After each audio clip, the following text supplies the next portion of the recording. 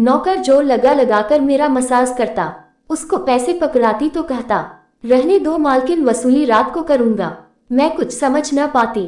जैसे जैसे वह मसाज करता मुझ पर खुमारी बढ़ती ही जाती और मैं सुकून से गहरी नींद सो जाती। लेकिन एक रात मुझे नींद नहीं आई। मेरे होश उड़ गए जब उस रात मसाज करते करते। मेरा नाम रूपाली है। मैं बहुत खूबसूरत थी, इसीलिए शादी से पहले हर दिन मेरे लिए रिश्ता आता था। मैं अपने माँ बाप की इकलौती बेटी थी, इसीलिए मेरा बाप चाहता था कि मैं डॉक्टर बनकर उसका नाम रोशन करूं। मगर जब मेरे लिए इतने अच्छे रिश्ते आते थे तो मेरी माँ मुझे कहती थी कि मैं तुम्हें पढ़ाई छोड़ावा दूं ताकि मैं तुम्हारी शादी कर दूं। मगर मैं अपनी माँ से कहती थी कि मुझे तो डॉक्टर बनना है। मगर ये सुनकर मेरी माँ को गुस्सा आ जाता था और वह कहती थी कि तुम अभी शादी कर लो, ये डॉक्टरी बाद में कर लेना। मगर मेरा बाप नहीं मानता था, इसीलिए मेरी माँ एक बुजुर्ग बाबा के पास गई और उनसे कहा कि मैं अपनी बेटी की शादी करना चाहती हूँ। मगर उसका बाप नहीं मान रहा। कोई ऐसा तावीज दो कि उसका बाप शादी के लिए फौरन मान जाए। उस बुजुर्ग ने मेरी माँ से 20,000 लिए और ऐसा ताबीज दिया कि मेरा बाप मेरी शादी के लिए फौरन मान गया। ये रिश्ता दरअसल मेरे बाप के दोस्त ने अपने बेटे के लिए मांगा था और कहा कि आपकी बेटी शादी के बाद भी डॉक्टर बन सकती है। ये सुनकर मेरा बाप ने उसे शादी के लिए फौरन हाँ कह दिया और मैं विदा होकर अपने ससुराल आ गई। मेरे ससुराल वाले बहुत अमीर थे, इसीलिए मैं और मेरे पति अलग घर में रहते थे। मेरा पति अपने बाप का बिजनेस संभालता था, इसीलिए वह सुबह से शाम तक बिजी रहता था।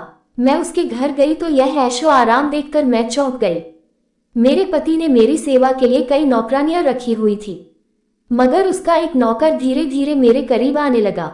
उस नौकर ने मुझसे कहा कि मैं यहाँ काफी सालों से काम कर रहा हूँ और आपके ससुराल वाले मुझे बिल्कुल घर के मेंबर की तरह समझते हैं। ये सुनकर मैं भी उसे खास अहमियत देना शुरू कर दी। वह एक दिन मेरे कमरे में आ गया तो मैं अभी तक बिस्तर में लेटी हुई थी। उसने मुझे थका थका देखा तो कहने लगा कि आप लेटे रहो, थक गई होगी। अगर आपको ऐतराज ना हो तो मैं आपके पैर दबा दूं। ये सुनकर मैं चौंक गई। मैं खूबसूरत थी, जवान थी, लेकिन मुझे मेरे पति के अलावा किसी मर्द ने नहीं छुआ था और न ही मैं किसी नौकर से कभी पैर दबवाए थे, इसीलिए मैंने फौरन मना कर दिया। नहीं, मुझे अच्छा नहीं लगता कि कोई पराया मर्द मुझे छुए। ये सुनकर वह चुप हो गया और मेरे कमरे से चला गया। तभी मुझे एहसास हुआ कि मैंने उसकी बात का जवाब बहुत शक्ति से दिया था। शायद वह पहले भी मेरे ससुरालियों के ऐसे काम करता होगा, मगर मैंने साफ इनकार करके उसका दिल तोड़ दिया था। दरअसल मैं बहुत नर्म दिल थी, इसीलिए मुझे बाद में अफसोस होने लगा। मैं उसके बारे में सोचने लगी कि यह नौकर तो काफी जवान और खूबसूरत है, मुझे इससे पैर नहीं दबवाना चाहिए था। शायद मेरे पति को यह बात अच्छी ना लगे। अगले दिन भी ऐसा हुआ। नौकर ने यही बात मुझे दोबारा कहा। मैं उस दिन बहुत थकी हुई थी, इसलिए मैंने अपने पैर बिस्तर से नीचे कर लिए और उससे कहा कि तुम मेरे पैर दबा दो। ये सुनकर वह खुश हो गया और उसने मेरे पैर दबाने शुरू कर दिए। वह इतने धीरे धीरे पैर दबा रहा था कि मुझे फिर से नींद आने लगी। ये देखकर वह नौकर कहने लगा, मालकिन आपको नींद आ रही है, आप बिस्तर पर लेट जाओ, मैं आपके पैर दबाता रहूंगा। मैं जैसे मदहोशी में थी, इसीलिए फौरन बिस्तर पर लेट गई। वह नौकर बिस्तर पर आ गया और मेरे पैर दबाने लगा। उसके बाद मुझे होश नहीं रहा और मैं सो गई। मुझे नहीं पता था कि मैं कितने घंटे सोती रही। मेरी आंख खुली तो मैंने देखा कि वह नौकर अभी तक मेरे पैर दबा रहा था। ये देखकर मुझे उस पर तरस आ गया और मैं हाथ बढ़ाकर अपने पर्स को खोली और कुछ नोट निकले और उस नौकर के हाथ में रख दिए। ये देखकर वह शर्माने लगा। मालकिन, आप मुझे पैसे देकर शर्मिंदा कर रही है, मेरी सैलरी अच्छी है, मुझे इन पैसों की जरूरत नहीं है। ये सुनकर मैं उससे कहा कि ये पैसे तुम्हारी मेहनत के हैं। ये सुनकर उस नौकर ने मुझसे वह पैसे ले लिए और मेरे कमरे से निकल गया। मेरा पति रात को देर से आता था, इसीलिए मैं शाम को फिर उस नौकर को अपने कमरे में बुलाया और उससे कहा कि तुम्हारी मालिश से मुझे बहुत अच्छी नींद आती है, इसीलिए जब तक मेरा पति घर नहीं आ जाता तब तक तुम मेरे कमरे में ही रहना। शायद नौकर को पैसे का लालच आ गया था, इसलिए वह मेरी बात सुनकर खुश हो गया और कहने लगा, मैं तो आपका मामूली सा नौकर हूँ, जैसा आप कहोगी मैं वैसा करूँगा। आपके पैर दबाता रहूंगा ताकि आपकी थकान उतर जाए और आपको सुकून मिले। ये सुनकर मैंने उसे कहा कि तुम्हारे हाथों में जादू है, इसीलिए तो मेरी सारी थकावट उतर जाती है। एक दिन नौकर ने मुझसे कहा कि आपकी सास भी कभी कभी मुझसे मसाज करवा लेती थी। ये सुनकर मैं चौंक गई। मुझे मेरी सास ऐसी नहीं लगती थी, मगर वह नौकर झूठ बोलने वाला नहीं लगता था। मुझे ससुराल आए 1 महीना होने वाला था, इसीलिए मैंने नौकर को परख लिया था। वह मुझे हर बात सच ही कहता था। मेरे घर में नौकरानियां भी काम करती थी, मगर वह झूठी और बेईमान थी। वह मुझसे जो बात सुन लेती थी उसे पूरे मोहल्ले में मशहूर कर देती थी, इसीलिए मैं उन्हें अपने कमरे में नहीं आने देती थी। ये नौकर इस घर का पुराना नौकर था, इसीलिए मैं उस पर भरोसा करती थी। नौकर भी मेरे कमरे में आता था, मगर अपनी नजरें झुका कर रखता था। वह मेरे जिस्म को हाथ लगाता, मगर उसकी नीयत खराब ना थी। ऐसा हर रात होता था। एक दिन मैंने अपने पति से कहा कि जब से हमारी शादी हुई है हम कहीं घूमने फिरने नहीं गए। ये सुनकर मेरे पति ने कहा कि जब से हमारी शादी हुई है तुम भी तो हर वक्त नींद में रहती हो। मैं रात को भी घर आता हूँ तो तुम गहरी नींद में होती हो। दिन को मेरे पास वक्त नहीं होता और रात को मेरे घर आने से पहले तुम सो जाती हो। ये सुनकर मैं अपने दिल में सोचने लगी कि यह सब नौकर की मालिश की वजह से हो रहा था। मेरे पति की शिकायत सही थी। मुझे रोज रात को अपने पति के लिए जागना चाहिए था। उस दिन मैंने फैसला किया कि आज रात जब नौकर मुझे मालिश के लिए कहेगा तो मैं इनकार कर दूंगी, ताकि मुझे नींद ना आए और मैं अपने पति के आने तक जागती रहूं। शाम हुई तो मैं नहाकर खुद को खूब तैयार किया और दुल्हन बनकर बिस्तर पर बैठ गई। नौकर मेरे कमरे में आया तो उसने मुझे मालिश के लिए पूछा, मगर मैंने साफ इनकार कर दिया। मेरी बात सुनकर वह कुछ उदास हो गया और वापस चला गया। कुछ देर बाद नौकर मेरे कमरे में आया तो उसके हाथ में दूध का गिलास था। मैंने खाना नहीं खाया था, इसीलिए फौरन दूध पी ली और अपने पति का इंतजार करने लगी, मगर मुझे नींद आ गई और मैं सो गई। सुबह में जागी तो नौकर फौरन मेरे कमरे में आया और कहने लगा, मालकिन आपके लिए नाश्ता लेकर आओ। ये सुनकर मैंने अपने पति के बिस्तर की तरफ देखा, वह खाली था। ये देखकर नौकर कहने लगा, मलिक को जरूरी काम था, वह नाश्ता करके चले गए। ये सुनकर मेरा मूड खराब हो गया। मैं रात भर उसका इंतजार करती रही, मगर वह सुबह होते ही ऑफिस चला गया। मैंने नौकर से कहा कि मेरे लिए चाय ले आओ। नौकर कमरे से बाहर निकल गया। तभी मैंने अपने जिस्म की तरफ देखा तो चौंक गई। रात को मैं दुल्हन का कपड़ा पहना हुआ था, मगर अब मेरा जिस पर कोई और कपड़े थे। मगर मैंने अभी जेवर पहना हुआ था, मगर मेरा सर भारी होने लगा। मुझे ये सोचकर चक्कर आने लगा कि रात को मेरे साथ क्या हुआ था और मेरे कमरे में कौन था और उसने मेरे साथ क्या किया था, मगर मुझे कुछ याद न आया। मेरा दिल घबराने लगा और मैंने अपना सर पकड़ लिया। मेरा पूरा जिस्म दर्द कर रहा था, इसीलिए नौकर चाय लेकर आया तो मैंने उससे कहा कि मेरा जिस्म दबा दो। ये सुनकर वह बिस्तर पर आ गया और मुझे दबाने लगा। उस दिन मैं देर तक बिस्तर पर पड़ी रही। उस दिन मेरे पति अचानक घर आ गए। मैंने उसे देखा तो उस पर बरस पड़ी। मैं रात को तुम्हारे लिए दुल्हन बनकर जागती रही, मगर तुम नहीं आए। ये सुनकर मेरे पति कहने लगे, लेकिन मैं रात को कमरे में आया तो तुम गहरी नींद में थी, इसीलिए मैंने तुम्हें नहीं जगाया। ये सुनकर मैं चौंक गई, मगर मेरे कपड़े किसने बदली किया और नींद पूरी होने के बावजूद मेरा जिस्म क्यों दर्द कर रहा है। मैं उलझ गई थी। मेरे पति कहने लगे, अच्छा ठीक है, मूड खराब करने की जरूरत नहीं है। मुझे आज रात एक काम के सिलसिले में बाहर जाना है, इसीलिए देर हो जाएगी, मगर अभी मेरे पास 3-4 घंटा फ्री है। अगर तुम कहो तो हम अभी कहीं बाहर जा सकते हैं। ये सुनकर मेरा मूड खुद ब खुद ठीक हो गया और मैंने सारी रात वाली बातों को भूलकर खुश हो गई। शादी के बाद ये पहला मौका था कि मैं अपने पति के साथ कहीं बाहर जा रही थी। मैं जल्दी जल्दी तैयार होने लगी, जबकि मेरा पति गाड़ी में बैठकर मेरा इंतजार करने लगा। उस वक्त नौकर मेरे कमरे में आ गया और मुझसे पूछा, मालकिन आप कहीं जा रही हैं क्या? ये सुनकर मैंने उससे कहा कि हाँ, मगर तुम क्यों पूछ रहे हो? यह सुनकर नौकर कहने लगा, मैं आपका नौकर हूँ, मगर आपको यही सलाह दूंगा कि आप बाहर नहीं जाओ, क्योंकि आपका जिस्म थक जाएगा। ये सुनकर मुझे गुस्सा आ गया और मैंने उससे कहा कि तुम मेरे नौकर हो, मेरे पति बनने की कोशिश मत करो। ये कहकर मैं बाहर चली गई। न जाने मुझे किस बात पर गुस्सा आ गया था। मैंने उस नौकर को खूब खरी खरी सुना दी। वह भी अपनी औकात जान गया था। तभी तो मैं जब घर आई तो वह मेरे सामने नहीं आया। मेरे पति मुझे गेट पर उतार कर वापस बाहर जा चुका थे। जबकि मैं अंदर आई तो मेरा सारा जिस्म बुरी तरह दुख रहा था। शायद मेरे जिस्म को मालिश की आदत हो गई थी, तभी तो रात होते ही वह मालिश के लिए तड़पने लगता था। लेकिन मैंने उस नौकर को नाराज कर दिया था, इसीलिए आज वह मेरी मालिश करने नहीं आया। मगर मुझे उसकी जरूरत थी, इसीलिए मैंने एक नौकरानी को बुलाया और उसे नौकर को बुलाने को कहा। थोड़ी देर गुजारी थी कि वह नौकर मेरे कमरे में आ गया, मेरे बिस्तर पर बैठ गया और चुपचाप मेरे पैरों को दबाने लगा। ये देखकर मुझे शर्मिंदगी हुई। मैंने उसे इतना बुरा भला कहा, मगर उसने मेरी बात को बिल्कुल बुरा नहीं माना। मैंने उसे चुप देखा तो कहने लगी, मुझे उस वक्त पता नहीं क्या हो गया था, इसीलिए मैंने तुम्हें खरी खरी सुना दी। मगर मैं इतने दिनों के बाद अपने पति के साथ कहीं बाहर जा रही थी, इसीलिए मुझे तुम्हारा टोकना अच्छा नहीं लगा, इसीलिए मुझे माफ कर दो। मैं उसकी मालकिन थी और उसे इस काम के पैसे देती थी, मगर अब भी मुझ में इंसानियत जिंदा थी, इसीलिए मैंने मलिक होकर भी नौकर से माफी मांग ली। क्योंकि वह भले ही नौकर था, मगर वह एक इंसान भी तो था। मेरी बात सुनकर वह नौकर कहने लगा, मैं आपका नौकर हूँ, इस काम के लिए मैं आपसे सैलरी लेता हूँ, इसीलिए आपको हक है, आप जो चाहे मुझे कह दे।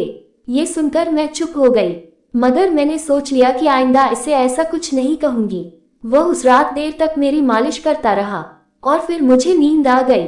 मुझे नहीं पता कि नौकर मेरे कमरे से कब निकला और कब मेरे पति घर आया। मैं सुबह जागी तो मेरा पति बाथरूम में था और बाहर जाने के लिए तैयार हो रहा था। मैं उसे हैरानी से देखने लगी। पता नहीं आजकल मुझे क्या होता जा रहा था। नौकर की मालिश से मुझे इतनी गहरी नींद आती थी कि मुझे किसी बात का होश न रहता था। मुझे इस बात का भी पता नहीं चलता था कि मेरा पति कब कमरे में आता था। मैं सोचने लगी कि इस नौकर की मालिश में ऐसा क्या जादू था कि वह मेरे पति के आने से पहले मेरी मालिश करता। तो मैं अचानक गहरी नींद में सो जाती थी। सुबह जब मैं उठती तो मेरा सर भारी महसूस होता और मैं चलने फिरने के काबिल नहीं रहती। मगर यह बात मैंने अपने पति को नहीं बताई, क्योंकि मैं नहीं चाहती थी कि यह बात मेरे पति को पता चले कि मैं उस नौकर से मसाज करवाती थी। एक दिन मेरा पति दिन के वक्त घर पर ही रहा। मैंने नौकर से घर के सारे काम करवाया और अपने कमरे में नहीं आने दिया।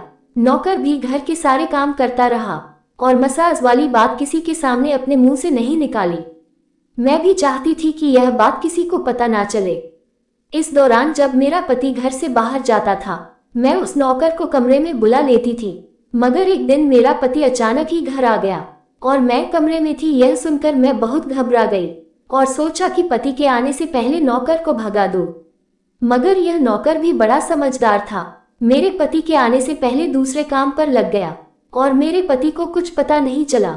मैं मसाज घर की नौकरानियों से भी करवा सकती थी, मगर उसे नौकर के हाथ में क्या जादू था कि मैं उसे हर रोज अपने कमरे में बुला लेती थी। मुझे पता नहीं क्या होता जा रहा था। जिस रात में नौकर से मसाज नहीं करवाती थी, उसे रात मेरे पूरे जिस्म में दर्द हो जाता था। सुबह में जागती थी तो मेरा सर भारी हो जाता था और मुझे थकान भी हो जाती थी। एक रात मैंने नौकर से मालिश करवाई और गहरी नींद सो गई। सुबह मेरी आंख खुली तो फिर से मेरे कपड़े चेंज हो चुके थे।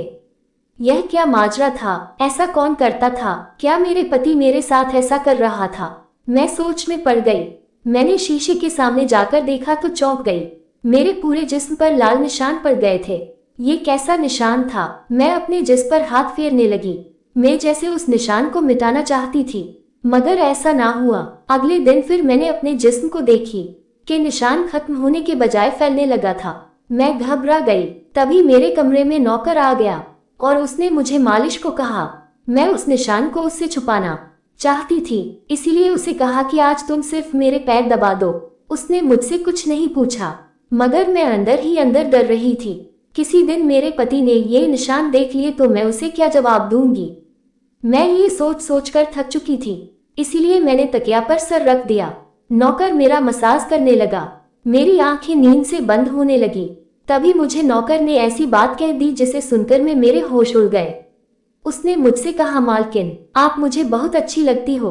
मेरी आंखें बोझल होने लगी थी। मुझे उसकी बात समझ नहीं आई और फिर मैं गहरी नींद सो गई। सुबह मेरी आंख खुली तो मेरा पति भी बिस्तर में लेटा हुआ था। मेरा सर भारी हो रहा था और जिस्म दर्द से टूट रहा था, मगर उसके बावजूद मैं अपने पति के करीब गई और उसे धीरे से उन निशान के बारे में बता दिया। मैंने सोचा कि यह निशान बढ़ रहे थे, इसीलिए मुझे ये बात अपने पति को बता देनी चाहिए। ये सुनकर मेरे पति ने मेरे जिस्म से कपड़ा हटाया तो वह उछल पड़ा। वह मुझसे दूर हो गया और कहने लगा, तुमने मुझे धोखा दिया है, बेवफाई की है और तुम्हें उसी की सजा मिली है। यह कोई बीमारी नहीं है बल्कि तुम्हारा गुनाह है। मुझ में क्या कमी थी जो तुमने दूसरा मर्द तलाश कर लिया? मैं काम में बिजी था, मर तो नहीं गया था कि तुमने एक और चक्कर चला लिया। ये सुनकर मैं हक्का बक्का रह गई। मैंने उससे कहा कि यह आप कैसी बातें कर रहे हैं, मैं बेकसूर हूँ। मगर मेरा पति हंसने लगा और कहा कि यह निशान बता रहे हैं कि तुम गुनहगार हो, इसीलिए मेरे घर से निकल जाओ, मैं तुम्हें तलाक के पेपर्स भेज दूंगा। उसने मुझे धक्के मार मार कर निकाल दिया। मैं रोते हुए अपने माँ बाप के घर आ गई और उन्हें अपनी बेगुनाही का यकीन दिलाया। वह मेरे अपने थे, इसीलिए उन्होंने यकीन कर लिया। उन्होंने कहा कि वह मेरे पति से बात करने जाएंगे, मगर उनके जाने से पहले ही तलाक के कागज आ गए और मेरी हंसती मुस्कुराती दुनिया उजड़ गई। मैं इसका जिम्मेदार किसको ठहराती? कोई भी तो नहीं था। मैं कई दिनों तक रोती रही और मैंने बिस्तर पकड़ लिया। मुझे ऐसा लगने लगा था जैसे मैं मरने वाली थी। एक दिन मेरी माँ मेरे कमरे में आई और कहने लगी कि तुमसे कोई मिलने आया है। मैं भाग कर गई कि शायद मेरे पति आए हो, उसे मेरी बेगुनाही का एहसास हो गया हो। मगर वहाँ मेरा पति नहीं था बल्कि वही नौकर था जो उसके घर काम करता था। मैंने उसे आने का कारण पूछा तो वह कहने लगा, मैं आपके उन निशानों के बारे में जानता हूँ। ये सुनकर मैं चौंक गई और यह भी कि क्यों थे। ये सुनकर मैं खड़ी हो गई और सकी शर्ट का बटन एक झटके से खोल दिया। मुझे अब समझ आया कि मेरे पति ने मुझ पर इतने गंदे इल्जाम क्यों लगाए थे। ये देखकर मैंने नौकर के सीने पर मुक्के मारने शुरू कर दिए।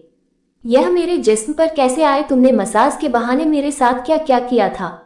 मुझे सच सच बताओ। ये सुनकर नौकर ने मेरे दोनों हाथ पकड़ लिए और कहने लगा, मेरा नाम आर्यन है और मैं तुम्हारे साथ यूनिवर्सिटी में पढ़ता था, मगर मुझे तुमसे प्यार हो गया। मैं भी डॉक्टर बनना चाहता था और मैंने सोचा था कि जब हम दोनों डॉक्टर बन जाएंगे तो मैं तुम्हारे बाप से तुम्हारा हाथ मान लूंगा। मगर एक दिन तुम्हारी सहेली की जुबानी मुझे पता चला कि तुम्हारी माँ तुम्हारी शादी जल्द करना चाहती है, इसीलिए मैं डरकर तुम्हारे घर रिश्ता भेजा। मगर तुम्हारे बाप ने इनकार कर दिया और कहा कि मैं अपनी बेटी की शादी तब करूंगा जब वो डॉक्टर बन जाएगी। इसीलिए मैं इत्मीनान होकर अपनी पढ़ाई करने लगा। मुझे एक हफ्ते के लिए अपने कजिन की शादी के लिए शहर से बाहर जाना पड़ा। तभी तुम्हारी शादी हो गई। वह ये सब मुझसे कह रहा था और मैं बेयकीनी से उसे देख रही थी।